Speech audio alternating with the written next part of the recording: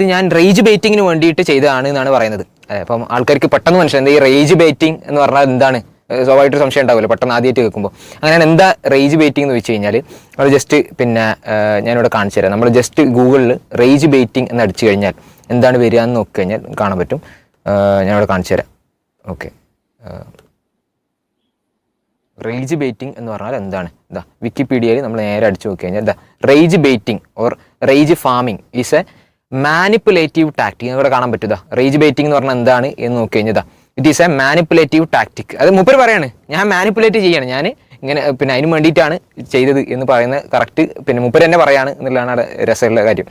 അപ്പം rage baiting is a manipulative tactic for eliciting outrage with a goal of increasing internet traffic, online engagement, revenue and support. ഇതിന് വേണ്ടിയിട്ട് നമ്മൾ നടത്തുന്ന ഒരു rage betting അത് മാത്രമാണ് ഞാൻ ചെയ്തിട്ടുള്ളത്. റവന്യൂ ഇതാണ് ഏറ്റവും പ്രധാനപ്പെട്ട സംഗതി. ഈ റവന്യൂ എന്നൊരു സാധനം ഉണ്ടല്ലോ, ഈ റവന്യൂ ഇതിന് വേണ്ടിയിട്ടാണ് ഞാനിത് ചെയ്തത് എന്ന് മൂപ്പര് തന്നെ പറയാൻ. നേരത്തെ വേറൊരു സംഗതി പറഞ്ഞിരുന്നു, അതായത് ഞങ്ങൾ വാസിൽക്ക്, അതായത് നമ്മൾ ചറവറ നുണ പറയും എന്ന് പറഞ്ഞ ആള് ഇപ്പൊ പറയാണ് ഞങ്ങളുടെ റവന്യൂക്ക് വേണ്ടി എന്ത് മാനിപ്പുലേറ്റീവ് ടാക്ടിക് ചെയ്യുന്നു തുറന്നു പറയാണ്.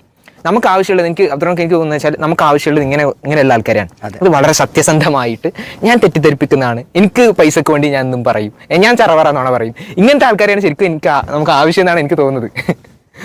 ഓക്കെ, ഇനി അതിൻ്റെ ബാക്കിയുണ്ട്, അവിടെ തീരുന്നില്ല. റേജ് ബെയിറ്റിംഗ് മാത്രമല്ല ബാക്കിയും കൂടിയുണ്ട്.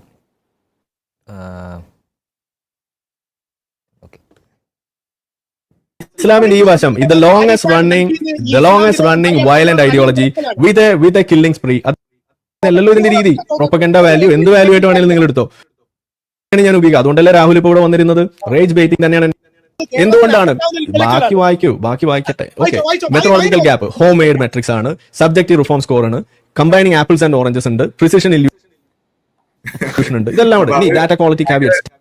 കാരണം ഇത് ഈ പറയുന്നത് കേട്ടാ തോന്നുന്നത് വെച്ചാല് രാഹുലിനെതിരെയുള്ള പോയിന്റ് ആണ്. വായിക്ക് കേട്ടോളൂ, ഞാൻ വായിക്കുന്നത് കേൾക്കൂ, മിണ്ടാതിരിക്കൂ എന്നൊക്കെ പറയുന്നത് കേട്ടാ തോന്നുന്നത് വെച്ചാൽ ഇയാൾക്കുള്ള എന്തോ ഒരു ഫേവർ ആയിട്ടുള്ള പോയിന്റ് ആണ് വായിക്കുക എന്നാണ് എനിക്ക് തോന്നുന്നത്. ഈ ശാഖയിൽ ഇംഗ്ലീഷ് പഠിപ്പിക്കാത്തോണ്ടാണോ എന്നറിയില്ല, ആൾക്കാർക്ക് ഇംഗ്ലീഷ് അറിയില്ല എന്നുള്ള അത്രയും കോൺഫിഡൻസ് ഇയാൾക്ക് ഉണ്ടെന്ന് തോന്നുന്നുണ്ട്. കാരണം ഇയാൾ പറയുന്നത് കമ്പൈനിങ് ആപ്പിൾസ് ആൻഡ് ഓറഞ്ചസ്, ഇത് ഒരിക്കലും ചേരാത്തതിനെ ചേർക്കാനാണ് ഈ ഒരു റിസൾട്ട് കൊണ്ട് ഇയാൾ ശ്രമിച്ചിട്ടുള്ളത്. അതുപോലെ തന്നെ പ്രിസിഷൻ ഇല്യൂഷൻ ഉണ്ട്, അതുപോലെ തന്നെ സബ്ജക്റ്റീവ് മാട്രിക്സ് ആണ്.